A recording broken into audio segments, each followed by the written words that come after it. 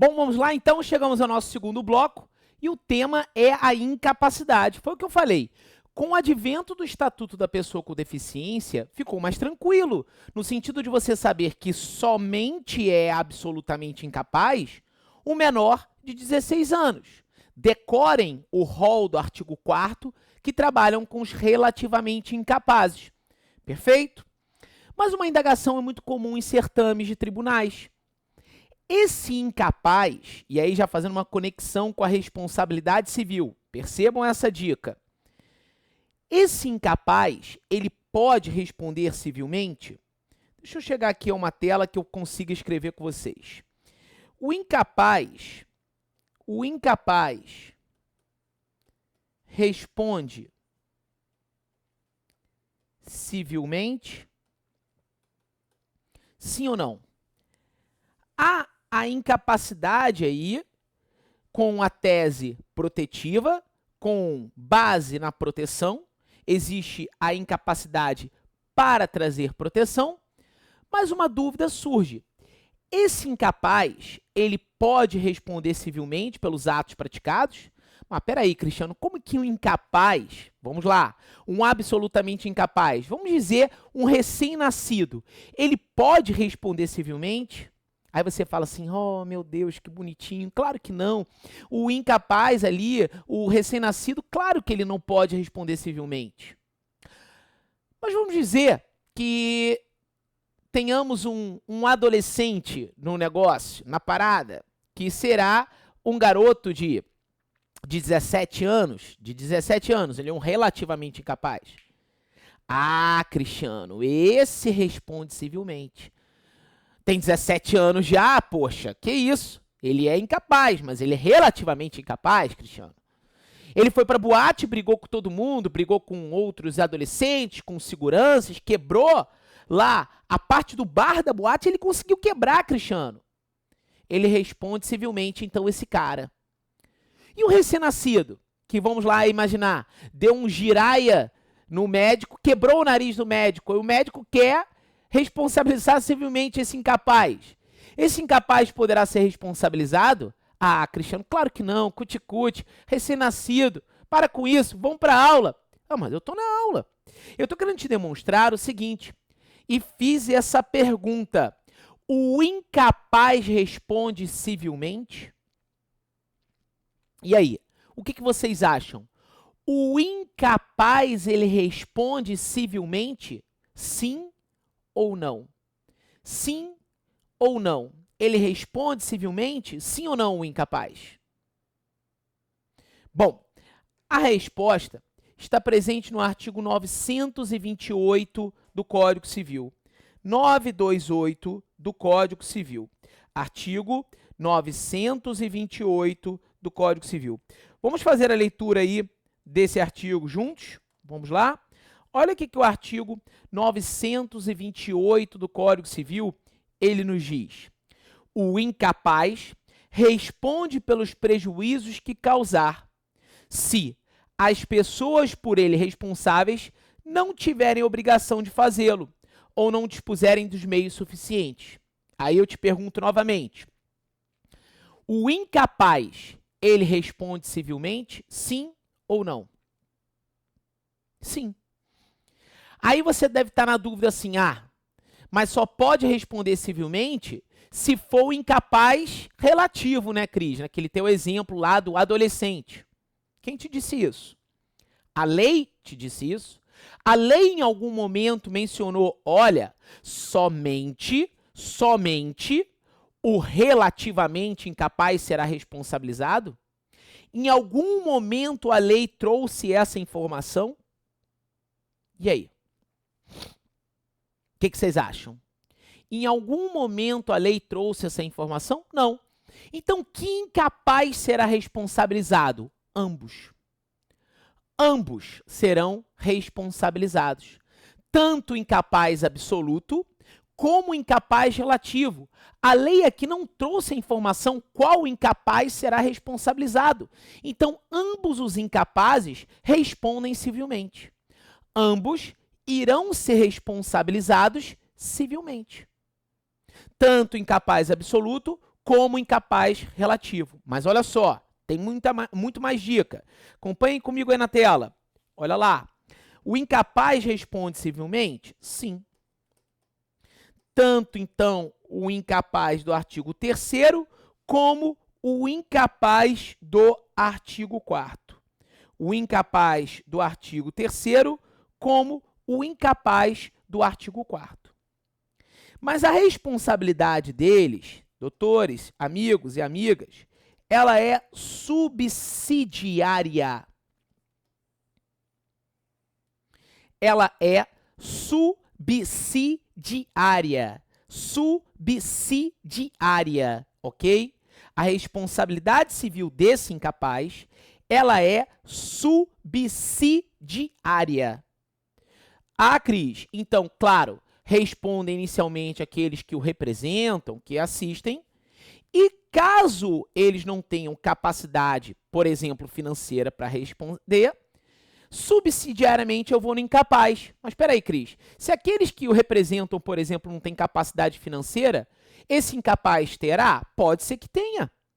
Tanto que o artigo 928, no seu parágrafo único, diz assim: a indenização prevista neste artigo, que deverá ser equitativa, respeitando o limite humanitário aqui do menor, do incapaz, por exemplo, não terá lugar se privar do necessário o incapaz ou as pessoas que dele dependam. Ou as pessoas que dele dependam. Então percebam, queridos amigos e amigas aqui que me escutam, tá? Que esse incapaz, ele pode ser que ele tenha dinheiro. Vamos dizer que esse incapaz tenha recebido uma herança. Vamos dizer que esse incapaz seja um modelo, já ganhe dinheiro, né? Pode ser. Seja um jogador de futebol, já ganhe dinheiro. Os pais não têm, mas o incapaz ganha, tá? Então, nesse caso, ele poderá ser responsabilizado civilmente, de forma subsidiária. Mas tem a exceção. Qual a exceção, Cris? Qual a exceção que você quer dizer? Vamos lá. Tem exceção. OBS. Exceção. A exceção é relacionada à tese da emancipação voluntária. Emancipação voluntária, ok? Voluntária. Vamos aqui falar o seguinte: emancipação é um tema que cai bastante no seu certame. O que é a emancipação? É um ato que antecipa a capacidade plena. Emancipação, então, é um ato que antecipa a capacidade plena. Mas eu falei aqui para vocês da emancipação voluntária. Não estou falando de qualquer espécie de emancipação. Eu estou falando da emancipação de natureza voluntária. A emancipação de natureza voluntária. Não estou falando de qualquer tipo de emancipação. Voltamos a dizer isso. Tudo bem. A emancipação voluntária é aquela concedida pelos pais ou por um na falta do outro. A emancipação voluntária é aquela concedida pelos pais ou por um na falta do outro. Foi? Fechou? Isso é a emancipação voluntária. Emancipação é um ato que antecipa a capacidade plena, em regra, irrevogável e irretratável. Tudo bem? Bom, a emancipação está presente lá no artigo 5º do Código Civil. E nós temos 3 espécies emancipatórias: a emancipação voluntária, a emancipação judicial e a emancipação legal. A emancipação voluntária, a emancipação judicial e a emancipação legal. São três espécies de emancipação que nós temos. Mas eu disse que a única exceção recai sobre a emancipação de natureza voluntária, que é aquela concedida pelos pais ou por um na falta do outro. Isso não está na lei, Cuidado, isso não se encontra na lei. Isso foi uma grande sacada da doutrina e da jurisprudência, porque muitos pais estavam emancipando seus filhos, na busca de, correr das indenizações. Isso mesmo, na busca de correr das indenizações. Muitos pais estavam emancipando os filhos na busca de se eximir de uma responsabilidade. Alcançava lá, por exemplo, aos 16 anos e falava, opa, emancipa, porque esse menino, essa menina só me traz problema. Emancipa. Emancipa. E aí a doutrina e a jurisprudência falaram, opa, não, nesse caso, há de se falar numa responsabilidade civil de natureza solidária dos pais com o incapaz. Uma responsabilidade civil de natureza solidária, ok? Solidária dos pais com o incapaz. Tudo bem? Solidária dos pais com o incapaz. Ah, Cris, e se o cara for emancipado legalmente? E se o cara for emancipado judicialmente? Se esse cara for emancipado legalmente, judicialmente, quem vai responder vai ser o próprio emancipado. Será o próprio emancipado. Não há de se falar de uma responsabilidade solidária, porque quem responde nesse caso vai ser o próprio emancipado. Então o cara casou. Casamento é uma das hipóteses de emancipação legal. Quem responde é o próprio emancipado. Não há de se falar de solidariedade nesse caso concreto. Quem vai responder é o próprio emancipado. Tudo bem? Então, o incapaz responde civilmente? Sim, Cris. Em regra, de forma subsidiária. Em regra, de forma subsidiária. Tudo bem. Beleza, entendi. Tá tudo entendido aqui. Em regra, de forma subsidiária. Beleza, ok. Mas há de se falar de exceção. Qual? Quando houver uma emancipação voluntária, que é aquela concedida pelos pais, ou por um na falta do outro. Ou por um na falta do outro. Percebam essa dica. É uma dica fundamental para o estudo de todos vocês, tá? Então tá aqui na sua tela essa dica. Então vamos passar aqui para o próximo tema. Olha aqui. O conceito da pessoa com deficiência está previsto no artigo 2º do Estatuto da Pessoa com Deficiência, né? Considera-se pessoa com deficiência como aquela que tem um impedimento de longo prazo de natureza física, mental, intelectual ou sensorial, qual, em interação com uma ou mais barreiras, pode obstruir sua participação plena e efetiva na sociedade em igualdade de condições. A alteração do artigo 3º pela Lei 13.146 de 2015, que é o EPD, o Estatuto da Pessoa com Deficiência, implica na não existência de pessoa absolutamente capaz que seja maior de idade. Então não tem uma pessoa absolutamente incapaz que seja maior de idade. Não tem, ok? Porque com o advento do Estatuto da Pessoa com Deficiência, essa discussão acabou. Apenas pessoas menores de 16 anos podem ser consideradas absolutamente incapazes. Suprimento da incapacidade, representação ou o caso da assistência. O suprimento da incapacidade absoluta dá-se através da representação. Lembra do RIA? O absolutamente incapaz é representado. O absolutamente incapaz é representado. O relativamente incapaz é assistido. O relativamente incapaz é assistido. Tudo bem? O suprimento da incapacidade absoluta dá-se através da representação, quando o representante age no interesse do incapaz. De outro modo, na incapacidade relativa, dá-se por meio de assistência, ok? Cessação da incapacidade, maioridade, revisão do processo de interdição e o caso da emancipação.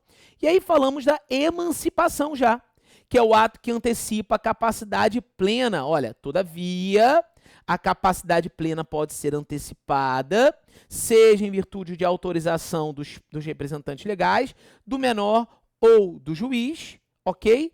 Ou pela superveniência de fato a que a lei atribui força para tanto. É ato irretratável e irrevogável por meio do qual a capacidade de exercício é precipitada, mesmo sem que se atinja ainda a maioridade civil aos 18 anos. Pode ser ela voluntária, judicial e legal. Ok? Destacamos todas essas observações. Agora, a gente vai naquele momento, como isso pode cair na minha prova, Cris? Como isso pode cair na minha prova? Olha aí, TRF, quarta região, dadas as assertativas abaixo, assinale a alternativa correta. O Código Civil de 2002, na redação vigente, dedica o seu livro 1 à tutela jurídica das pessoas. Com base nas disposições respectivas, as pessoas naturais, é possível afirmar que são atributos da personalidade ou personalidade civil ou personalidade, nome, estado, status, domicílio, capacidade e fama. 2.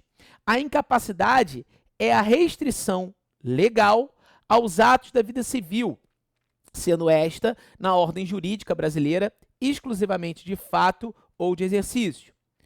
Os pródigos, ainda que relativamente incapazes, podem praticar validamente atos de administração patrimonial, como são exemplos a transação financeira perante bancos e a constituição de hipotecas sobre bens imóveis.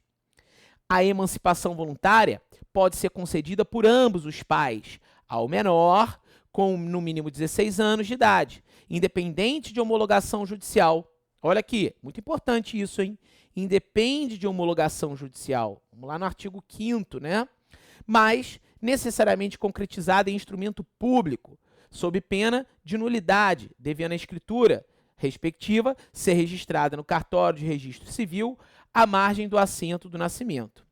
Vejam, gente, olha aqui. Quais assertativas estão corretas? Quais as assertativas que se encontram aqui corretas? Bom, olha aqui. O correto é a assertativa C. Olha o que a C nos traz aqui. Vamos lá? Estão corretas apenas a 1, a 2 e a 4. Vejamos quais são elas. A 4 a gente viu, artigo 5º. A 1, a 2, a 3 está errada, conforme artigo 4º, tá? A 2, a incapacidade está certa, tudo bem? E a 1 também está correta. Mas vamos lá na nossa explicação que eu dei aqui para vocês. Olha aqui, vamos lá. Correta assertativa C. O item 1 está correto, já que constitui atributos da personalidade, nome, estado, domicílio, capacidade e fama. Este último quesito pode ser objeto de dúvida, todavia trata-se da boa fama ligada ao nome e à honra da pessoa, disposta lá no artigo 20. E aqui, ó, vale a pena até você já deixar uma remissão para uma súmula que é a súmula 403 e que a gente vai estudar mais para frente, que é a hipótese de dano moral in re ipsa, tá? Dano moral presumido. Dano moral presumido, quando utilizado a imagem da pessoa sem a sua, por exemplo, autorização. Tudo bem?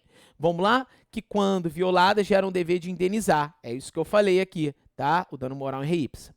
O item 2 também está correto, que tem por fundamento o artigo 3º e 4º tem por fundamento o artigo 3º e 4º. Tudo bem? Bom, e aí o artigo 3º diz: são absolutamente incapazes de exercer pessoalmente os atos da vida civil os menores de 16 anos. E o artigo 4º são incapazes relativamente a certos atos ou a maneira de os exercer. Observe que o artigo 3º e 4º sofreram alteração em sua redação e, de acordo com a Lei 13.146 de 2015, o Estatuto da Pessoa com Deficiência, o item 4 também está correto. Tudo bem? Beleza.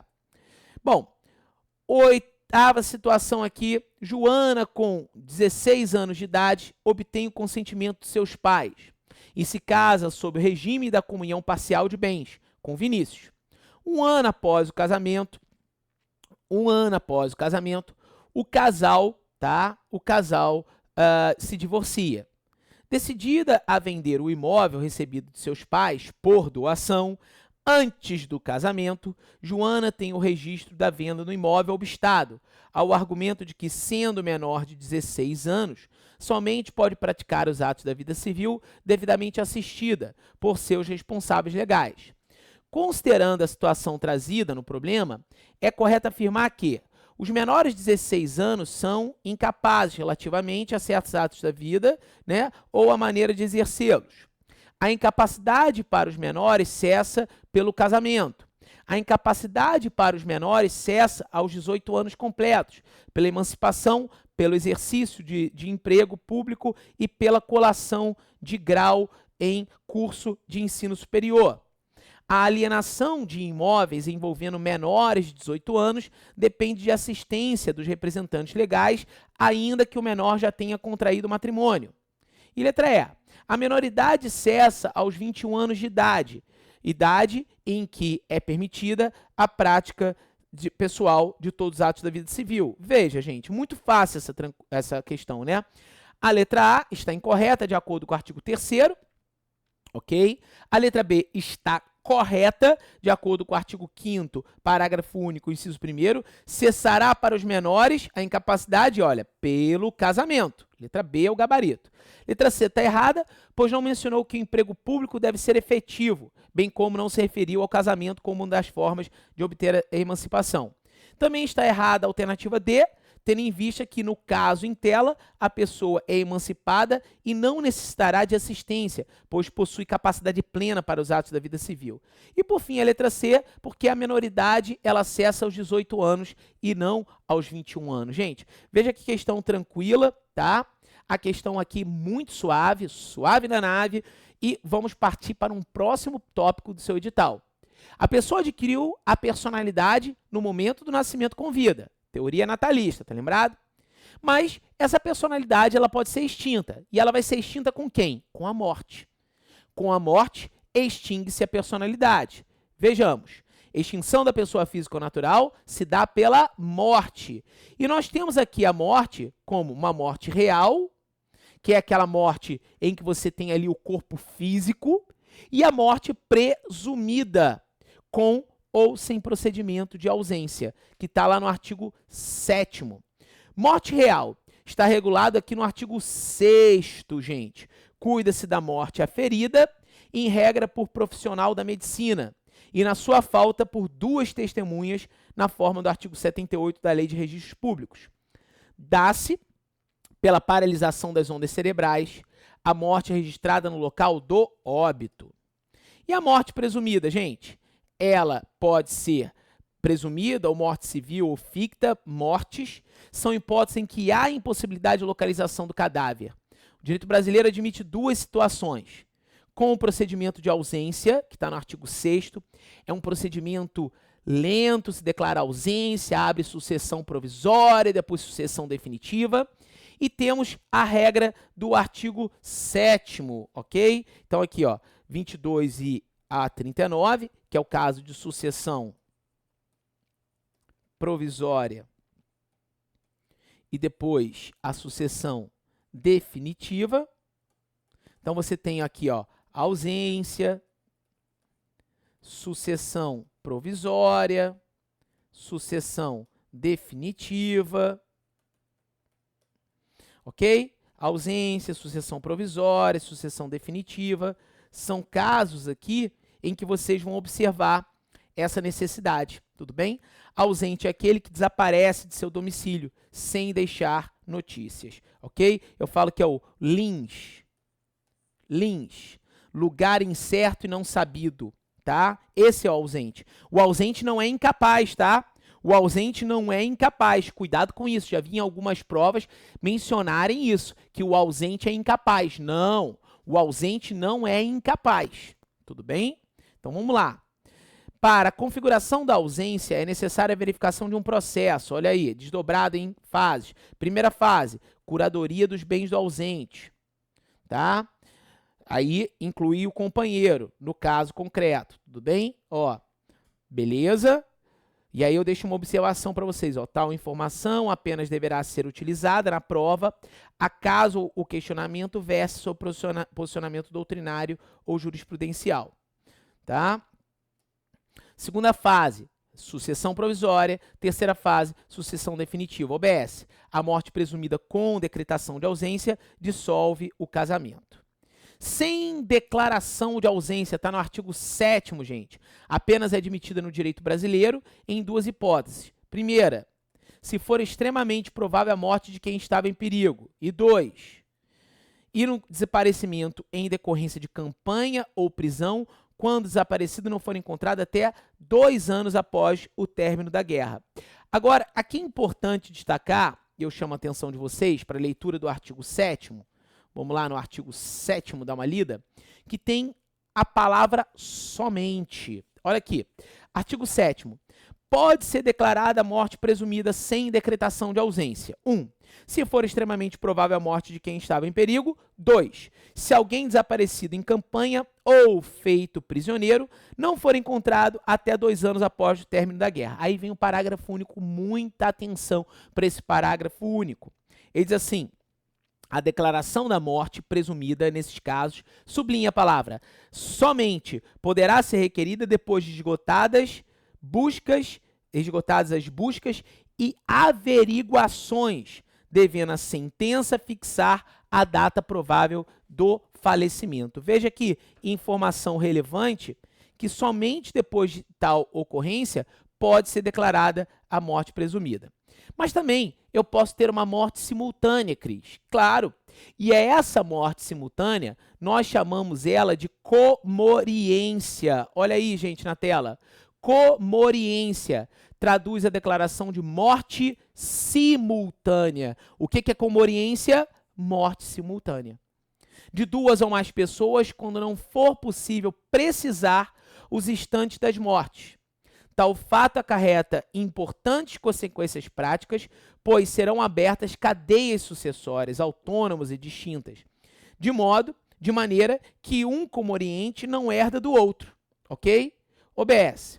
A comoriência pode ser afastada por prova definitiva em contrário, prova de premoriência. Então, se eu não sei quem morreu primeiro, não precisa ser no mesmo local. Cuidado com isso. O artigo 8º é bem claro, desde que seja na mesma ocasião. Veja comigo, ó. Se 2 ou mais indivíduos falecerem na mesma ocasião, não se podendo, averiguar se algum dos comorientes precedeu aos outros, presumir-se-ão simultaneamente mortos. Então, aqui é uma situação em que um cara pode morrer no Acre, o outro no Rio de Janeiro ao mesmo tempo. Ao mesmo tempo. Tudo bem? Ao mesmo tempo. Então, um pode morrer no Acre e outro no Rio, ao mesmo tempo, na mesma ocasião. Não precisa ser na mesma localidade. Show, galera? Beleza? Então, esse é um ponto importante para todos vocês. Vamos dar uma olhada como cai isso na prova? FCC, analista judiciário. É correto afirmar que não existe hipótese de comoriência em nosso direito brasileiro. Jesus. Os nascituros não têm direito reconhecidos pela lei antes de seu nascimento com vida. Todo ser humano pode exercer pessoalmente sua capacidade para os atos da vida civil sem ressalvas. A morte presumida só será declarada em nosso direito com a decretação de ausência das pessoas. A existência da pessoa natural termina com a morte e presume-se esta quanto aos ausentes, nos casos em que a lei autoriza a abertura de sucessão definitiva. Gente, a letra A a gente já viu que está errada. A letra B, né, a gente acabou de ver a letra A. A letra B também está incorreta, tendo em vista o artigo 2º. A alternativa C está errada, a gente viu o 3º e 4º. A letra D está errada, conforme a gente viu o artigo 7º. E, por fim, a letra E é o gabarito da questão com um fundamento no artigo 6º, que a gente também acabou de estudar. Esse é o gabarito da nossa questão. Tudo bem? Então, o importante é isso. A gente vê a teoria, faz a leitura da letra de lei e analisa questões. Eu estou te aguardando já no nosso próximo bloco. Sai daí não, momento se você tomar um cafezinho, tomar uma água, dá uma alongada, sai da cadeira, dá uma alongadinha, respira profundamente e volta comigo.